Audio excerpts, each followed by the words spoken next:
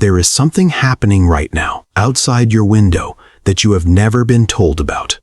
Not because it is secret, not because it is hidden in some distant laboratory, but because it is so constant, so woven into the fabric of ordinary life, that most people simply never stop long enough to ask the question. Right now, a bird is crossing the sky above you. Maybe a sparrow, maybe a swift, maybe something you have seen 100 times and never truly looked at. And that bird is reading something you cannot read, feeling something you cannot feel, navigating through a world made entirely of invisible forces, forces that move through the ground beneath your feet, through the air around your shoulders, through the very atoms of everything you have ever touched. And somehow, that small, fragile creature, the one that weighs less than a handful of coins, has been doing this for millions of years without a single piece of technology, without a map, without a signal, without anything you would recognize as a guide. Which raises a question that once you hear it, you cannot unhear. What exactly are the birds sensing? And why can't you feel it too? There is a place in the Pacific Ocean called Point Reyes, a thin blade of coastal land that juts out from California into the open water like a finger pointing towards something just beyond the horizon. Every year, in the deep quiet of autumn, something extraordinary happens there. Birds appear, thousands of them, species that have never been seen in that location before, touching down on this narrow strip of land as if called by a voice only they can hear. Scientists have been watching this for decades, and the more they watch, the stranger the picture becomes, because the birds are not following the coast. They are not following the wind. They are not following the stars. They are responding to something else entirely. Something beneath the surface of everything visible. And this is where the story becomes something most people are not prepared for. The Earth is not silent. You have always been taught to think of the planet as a solid thing, rock and dirt and deep geological patience, something that changes only across centuries. But the truth is more alive than that, more restless. The Earth is constantly generating an invisible architecture of force, a magnetic field that wraps around the entire planet like a breathing, shifting skin. It pulses, it tilts, it migrates. Scientists have mapped it, measured it, watched it wander across decades, and birds have been reading it for longer than our species has existed. The first serious suggestion that birds might be using Earth's magnetic field for navigation came in the 1960s from a German biologist named Wolfgang Wiltschko. He placed European robins inside circular cages lined with coils that could alter the direction of magnetic north, and what he found stopped the scientific world in its tracks. The birds didn't get confused, they didn't sit still. They reoriented themselves. They adjusted their intended direction of travel to match the artificial magnetic north he had created, not the real one, the one he had invented inside that small cage. These were birds, small ordinary birds that anyone could find in a backyard garden, and they were responding to a force that no human being has ever consciously perceived. But that is only the beginning of what researchers would eventually discover, because the question that followed Wiltschko's discovery was far more disturbing than the discovery itself. If the birds are reading magnetic fields, how? Where is the instrument? Where is the compass inside that tiny body?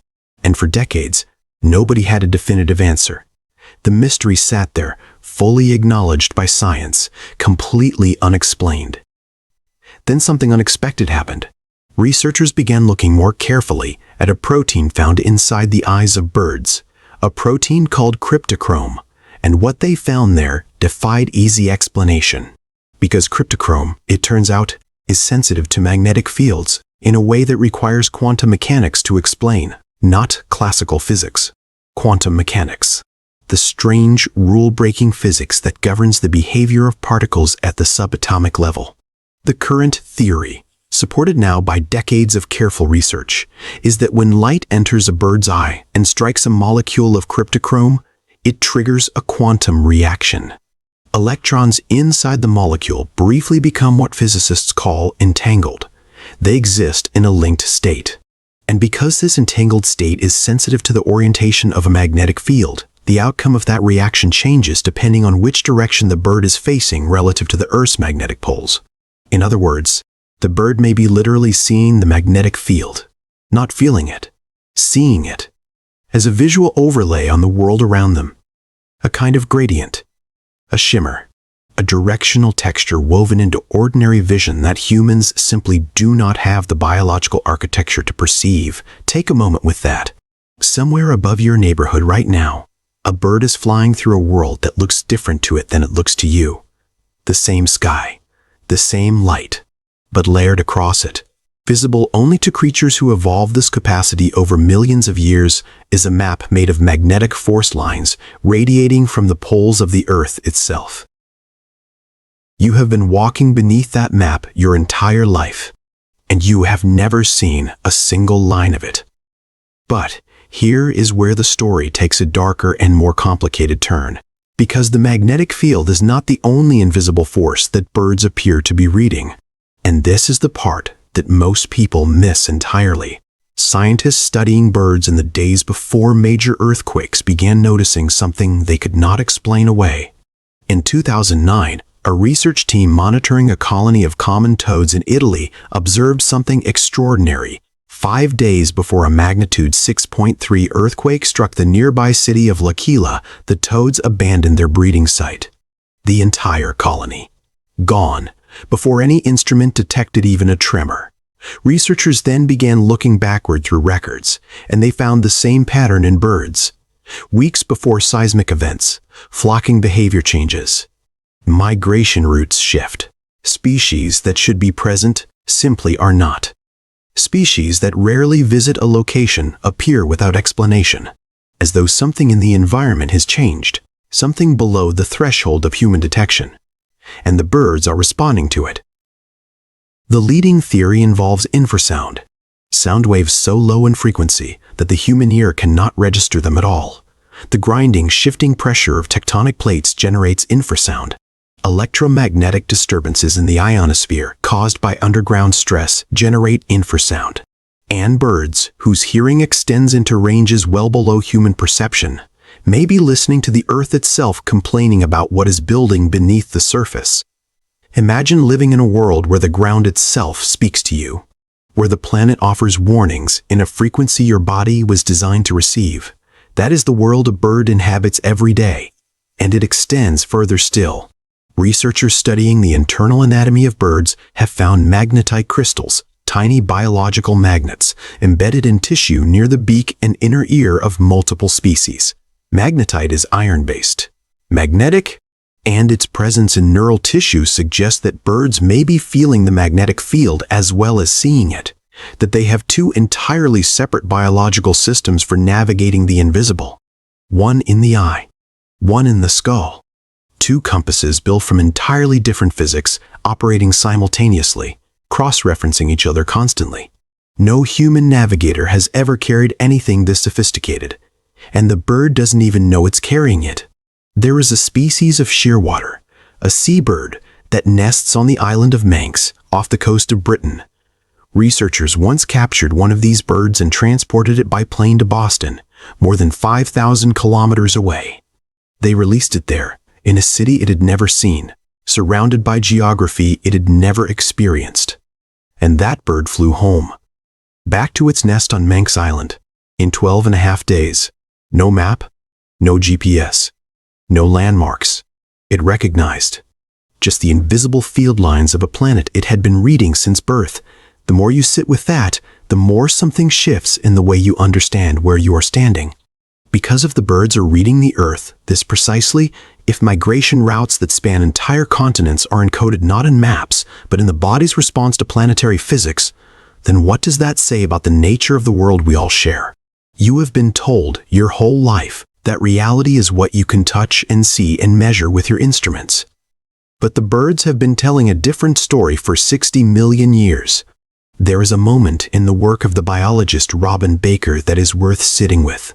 In the 1970s and 80s, Baker conducted a series of experiments with human subjects, ordinary people who were blindfolded, driven in complex random routes, and then asked to point toward home. And, in the original data, there was a small but real signal. something that suggested human beings might retain a ghost of magnetoreception, a dormant biological whisper of what the birds hear so clearly. Later studies challenged his findings. The debate was never fully resolved, but the question it opened has never entirely closed, because the human body does contain cryptochrome proteins. They serve other functions in us: circadian rhythms, cell repair, light sensitivity. But they are there. The same protein that may allow a bird to see a magnetic field is present in your eye right now. Something happened across the long arc of human evolution. A capacity may have faded, may have been redirected toward other purposes, may be sitting there, vestigial and quiet, beneath layers of cognitive noise and artificial light and screens that flood the visual cortex with information no ancestral environment ever produced. You may have once been able to sense something you have now forgotten how to hear. A migratory bird weighing 30 grams will fly 6,000 kilometers over open ocean, crossing time zones, navigating weather systems, threading through atmospheric corridors invisible to every instrument you have ever owned. It will arrive at a location it has never been to before, that its parents told it nothing about, guided entirely by a biological sensitivity to forces that predate the existence of life on this planet. And then it will land, rest, feed, and wait for the return journey, as though crossing an ocean is simply something that happens, something ordinary, something that requires no more anxiety than your morning commute. There is a kind of grief in realizing how much of reality we were never equipped to perceive, and there is something else too, something that feels closer to humility. The bird crossing above your neighborhood right now is not impressive because it is exotic or rare. It is impressive because it is doing something so far beyond the limits of human perception that we are only beginning to find the mathematical language to describe it. Quantum effects in living tissue, geological listening, infrasonic planetary awareness, magnetic vision. None of this is science fiction. All of it is currently sitting in peer-reviewed journals, being argued over, refined, expanded. The science is not settled. It is alive. And the closer researchers look, the more the mystery deepens rather than shrinks. Because every answer opens a corridor to 3 more questions.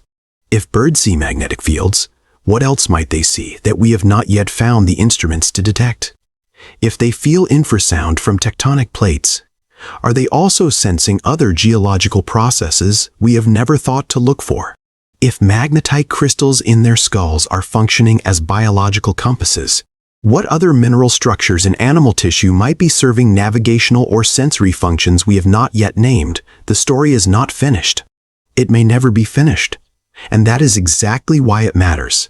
There is something that happens when you stand outside at dusk and watch a flock of birds move across the fading light. Something that the rational mind cannot entirely account for. A feeling that something is being communicated, that you are witnessing not just biology but meaning, that the pattern in the sky is not random but written, that the invisible forces drawing those birds southward are the same forces that have been shaping life on this planet since before the first eyes ever opened. You were born on a living magnetic planet, a world that broadcasts its own coordinates and frequencies below hearing and above seeing, a world that groans before it breaks and pulses with invisible architecture, that creatures far smaller than you have learned to read with their bodies rather than their instruments. And every morning, in your yard, in your neighborhood, in the ordinary sky above your ordinary life, the birds are reading it. Right now.